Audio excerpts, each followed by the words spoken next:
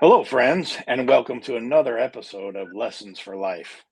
Out of all the media content that you could consume, we're so glad that you've chosen to be with us on Lessons for Life, where we talk about real people with real problems and real ministry. Tonight is a unique show. We're going to be interviewing someone who died but came back to life. He has an incredible testimony, which he's going to share with us tonight. And remember, it's hard to have a testimony without a test. And this man has been tested many times in his life. To know him is to love him. Your favorite host and mine, Dave Mathis. Well, thank you for having me on, Daryl, on your program tonight. I appreciate that. I also want to say that you're the host tonight. So it's not me. When you say your favorite host, I'm your favorite guest, right? That's correct. Well, welcome to your show as a guest and not as the host with the most, which is what you usually are. And sometimes I get to co host with you. So, yeah, our roles are somewhat reversed tonight, but it's going to be a great episode as we hear about your testimony. Dave, I've known you a long time. When I was coaching at the school that you taught at, we got to know each other a little bit. I think that was my first encounter. But more recently, we've become great friends as you've started to attend Sherwood for Methodist Church. And I just want to thank you for your friendship. You've had a great impact upon me and my ministry. And you've energized me, and I respect your passion for lost people and for others. So, how's that for an introduction? If we have time later on the program, we'll see how it goes. We can even talk about how I made a decision to come to Sherwood Free Methodist Church, my favorite church now. Sounds great. Well, we start every episode, as you well know, Dave, by having our guests share with us their favorite verse and why it's their favorite verse. So, Dave, tell us, what is your favorite verse in the Bible and why? My favorite verse is the favorite verse of a lot of people. I hear more and more people saying Philippians 4:13 is their favorite verse. Someday it may even surpass John 3:16.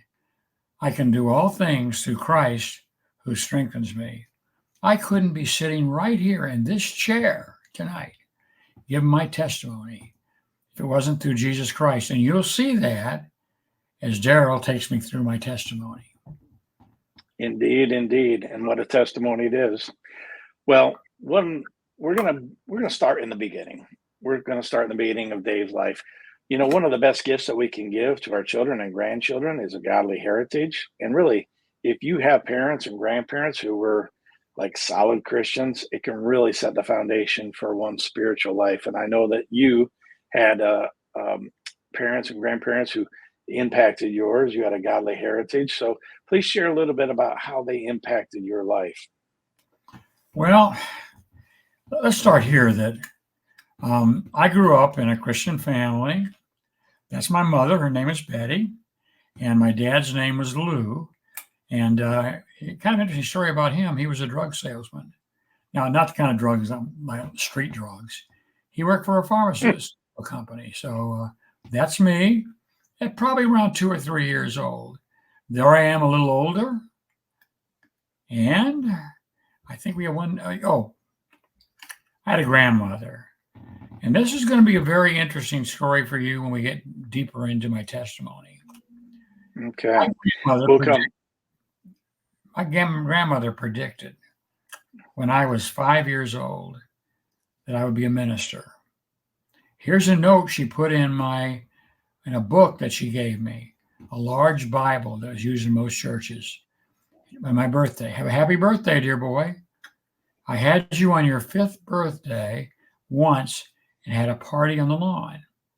You were so thrilled with everything. I prophesied you would be a minister then, for even at 5 years old, God was as close to you as your hands and feet. That's my grandmother. Kind of interesting there. Wow. Is that she predicted when I was 5 years old and I didn't become a minister until I was 65. But it came true. It was a prophecy that came true, and it was fulfilled. I shouldn't say it came true. It was fulfilled in due time. In due time. Now, we Christian really was important, but I don't want to forget this before I leave because she'll get mad. One of the best decisions I ever made was when I was in my 20s and married a 19-year-old named Dorothy Dembo, and she became Dorothy Mathis. And we'll be celebrating our 59th wedding anniversary coming up in August. indeed, indeed, and what a power couple you are for Jesus Christ. Uh, you are both amazing. So that's very wise of you to include. Yes, yes. Happy wife, happy life, and Dottie is amazing. What people probably can't really understand who are, my age and younger, is the impact that really polio had on our country. Um, Now, you contracted that at an early age, just as a child. Um, you're going to talk a little bit about the seriousness of that disease, but at what point did you know that something was wrong with your body? I want to correct you on one thing, as you said. Yes, I had polio, but I had it twice. Once when I was 6 and once when I was 8. The one when I was 6 was real quick, couple of weeks, and I was done. The one when I was 8, I was in the hospital for 9 months.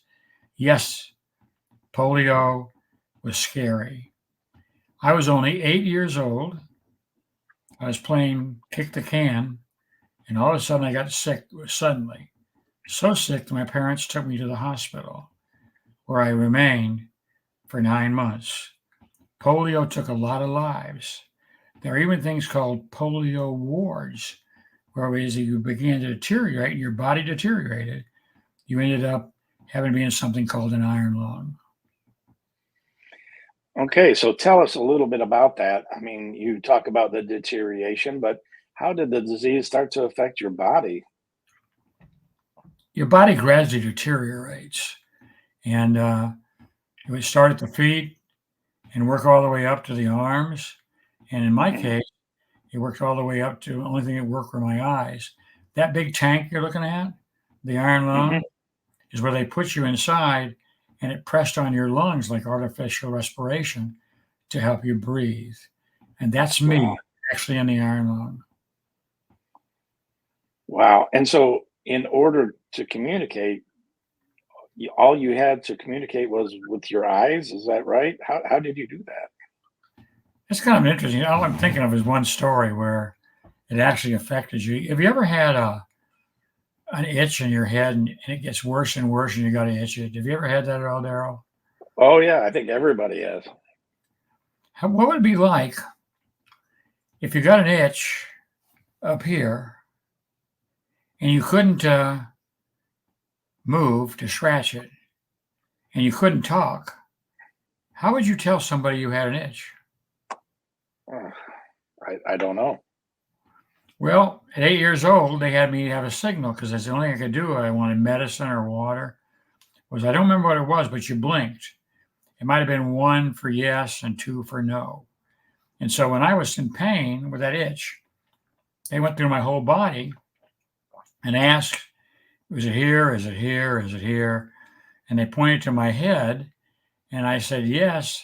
And they filled me full of aspirin and everything else. So I can remember that one story about how hard it is to communicate. Yeah, and your head still itched, I'm sure. Still, Um, isn't that funny? so Here I am in my 80s, and I still remember that day because it made an impression on me.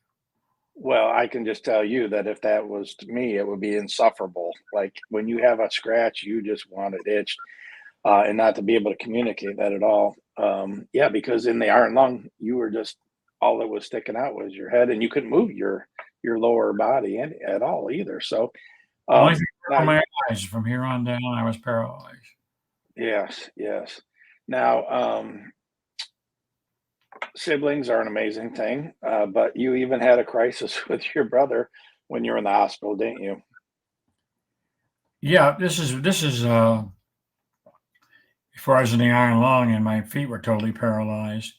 Now, the only excuse I have for him is that I was 8 and he was 5, and he went to visit me, And I don't even know how he got in because with polio, it was pretty catchy.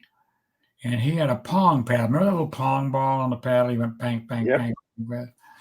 Well, he had that, and he stood there, and my parents had left the room for a minute, and he kept hitting me on the foot and saying, "Does that hurt now? Does that hurt now?" So Oh, my brother brutalized me while I was in the Iron Lung. Oh, I got oh, another story too that leads to the Iron Lung. Do you mind if we segue into that story? Because it's another thing I remember very clearly, and it helped make my decision.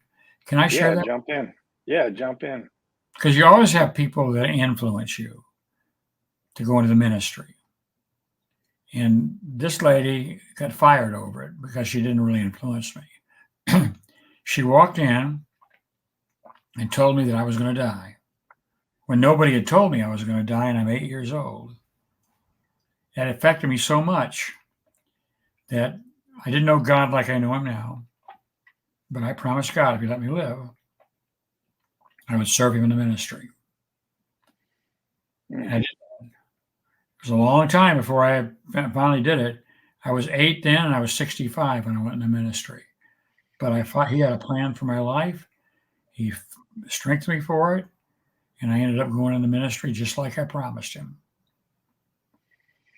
So, and that was a nurse um, She who was fired, by the way. shared. She was fired. Yes, right, who shared that, and you prayed and you said, God, you'll do anything. Now, is this? Uh, Now we alluded to it that you, in my introduction, that you died. Was this revelation that she gave to you before you died, or was it after you died? It was before I died. And we'll talk about that right now. In fact, you got a slide up now that actually was an article in a medical journal of how I recovered from polio. That's me in the iron lung on the left, and that's me when they did the article after I was out of the iron lung. And it's the article, you can't read it. It says, and he's growing like a weed. So that was me Hmm. then. This picture here is that's Franklin Delano Roosevelt. Have you ever heard of Warm Springs, Georgia? Yeah. Okay, Franklin Delano Roosevelt spent a lot of time there recuperating from his polio. And I went there Mm. for a week. He was already dead by then, but my claim to fame is I swam in the same water that Franklin Delano Roosevelt actually was in. I said, now, let me Yes. tell you about the Iron Lung and how I died. I was there for 7 days. On the seventh day, my parents were there, and I officially died. They took me out of the iron lung, put me on a gurney, and I was heading toward the morgue. And I don't know exactly how it happened or anything, but I've been told that I woke up. And I was in the hospital longer, but I could feel things right away. And I was not able to walk because I've been in the hospital for 6, 7 months. I learned how to walk all over again, do things like that. But I began the road to recovery, and immediately I gained enough strength to be able to know my arms and legs were working. But you were dead long enough that they were ushering you to the morgue. Now, um, Lee Strobel has a movie called The Case for Heaven, and I would recommend it to anybody. But in it, he talks about near-death experiences, and he quotes a study that says that 1/3 of all people have had one. Did you have a near-death experience when you died? I'm one of the 2/3, but I've read the books, Death and Dying books, several of them. I taught school in psychology. We spent time on death and dying. It was required reading, one of the required reading books. And I believe it 100% that there's a lot of evidence, besides just my mouth talking to you about it, that there's life after death. My testimony tells you that because I was officially dead and then I lived.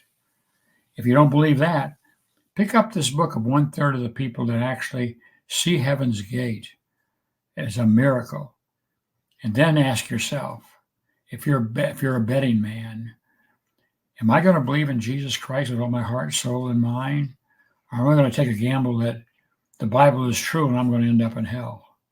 That's kind of coarse, isn't it? I would say it's direct, not coarse. It's the truth. The truth can, I guess, the truth can be coarse at times, but maybe just more abrasive is a better word.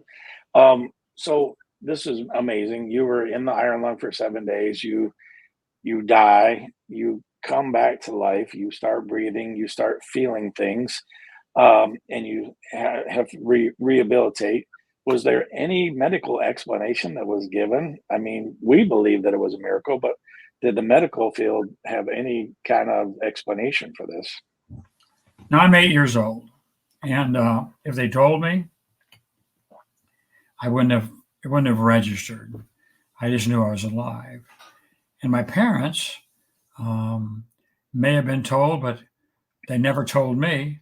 I do know that one great thing happened to my mother. It's sort of a sideline. I just thought of it. Um, did, some of your audience might remember the show Queen for a Day. Did you ever hear of it, Daryl? You're a young guy. Mm, no, I don't. Well, they bring on these women with these horrible stories, and they'd fight for Mm, all this money and food and cruise ships and everything else. And the audience would clap, and a meter would come up, and the one that won the fortune. My mother came on that program and finished second and got a year's worth of food in a freezer. oh, So wow. I helped a little bit in my upbringing. Yeah. Wow. Okay. I did not know that. Yeah, That's amazing. I just thought of that I helped my mother gain some fame. Well, and it obviously helped your family. So you experienced this miracle. You have this promise that you make to God. So when you were deciding what vocation, did you ever think about going to the ministry? I mean, right out of high school or into college, did you do any preparation for ministry? Um, I kept my promise until I graduated from high school at 18. I was accepted at Capital University, a Lutheran college in Columbus, Ohio, and was going to be a Lutheran pastor. But I was hard headed. I was not ready for the ministry, and God knew that. I wasn't Mm, humble. I fought with my parents all the time. I had a big fight with my dad, and to show him, I joined the service. mm, So I was 6 months in the Army Reserve. I walked into the wrong place. I did not like the service, and I'm glad I wasn't one of those 3 year people because I got out in 6 months. But from there, I went all kinds, sold vacuum cleaners door to door. Was in the appliance business for a while. It wasn't until later in life when I went to a Free Methodist church in Battle Creek and a guy by the name of Eric Perry. Do you know him? yes, I do, and we've had him on the show. Yeah, we've had him on the show and you co-hosted. And I think that you even, if I'm not mistaken, that you officiated his wedding, didn't you? Yes, I did. See what a small world it is and how God directs our path. He said to me, because I told him a story about polio, you want to be a Yep. pastor? Let me show you how to do it. Now, I was in my 50s, and he guided me through the steps I had to take to go to the university and to get to be a minister. I had been teaching school by that time for 30 years, and he led me Yeah. through the ministry. And then the superintendent took over. They found me a little church in West Unity, Ohio, with 27 people in it. I knew you then, didn't I? Didn't I know you then? Yeah. Yes. Absolutely. Yeah, because I know that when I was looking for a church, you were even contacted about taking me on as assistant pastor, but you just weren't ready for a bullheaded guy like me yet. I I was not ready. I was not ready for you, but I was later on. So you're appointed to this struggling church, and and and God uses you to help turn it around. Were you part of that decision that they made to send me there and why they sent me? No, I had nothing to do with that. I don't have that kind of juice, brother. They sent me there, and I'm still looking for the people who did that because it was a struggling church. They were thinking of closing it, and the other pastor was going to leave. So they sent me there to officiate the closing of that church, which they never told me. Yeah. Well, thanks for the heads up, right? But then what God, happened? but God, But God, oh yes. God, God wasn't ready for that church to close. It began to get so big that they outgrew the church, and the church they gave me had it when it rained, it flooded, Yeah. and the basement Right. did. It had you couldn't go in and get in the front door because it was locked. But it got so big the parking lot wouldn't fit the people, so we bought a new church and we built a new church and opened it up, Yeah. and we went from 27 people to when I left, there were about 125 going there. Yeah. I mean, Huge, but that God works in wondrous ways, doesn't it? and it was the right time for you for ministry. It was the right time for them. And that's what God can do when we make ourselves available to Him. Now, I do want to say that your 3+ decades of teaching were also ministry. Okay. I mean, we think of pastors as being ministers, but the scripture is pretty clear that we are all ministers of God's grace. So, did you ever incorporate this story into your teaching? I gave my testimony to every single class a couple of times, and they still. Okay. I gave it to your church. Any place I have a chance to give this testimony, I give it, because our testimonies. Listen, folks, our testimonies of people knowing us is wonderful to bring people to Christ because they know you're telling the truth. Yeah. I mean, you can't make up your own story, right? If you told my story, it might be interesting to other people, but it's not the same as me telling it. We used Absolutely.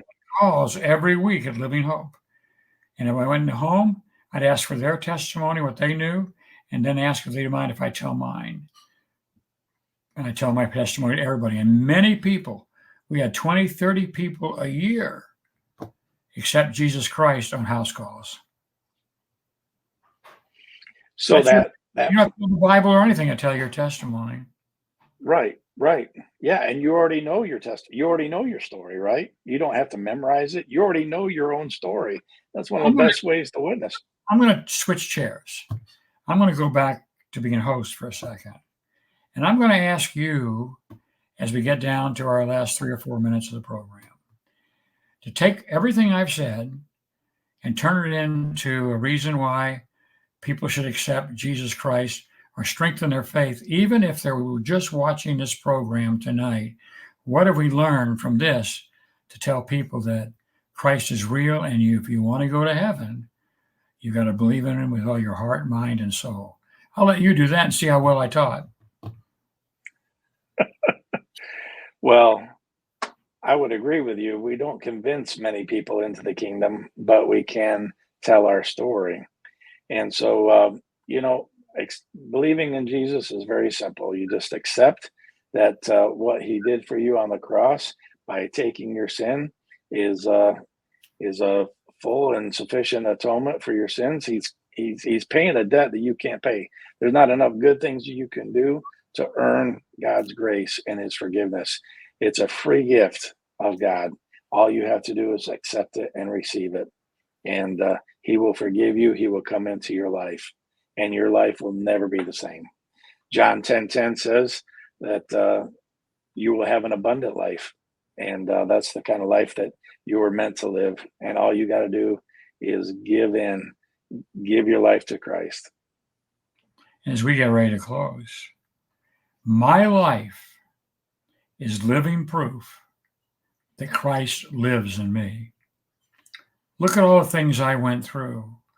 Looking back on it, I can see it would never have happened if there hadn't been a divine hand guiding me through each and every step.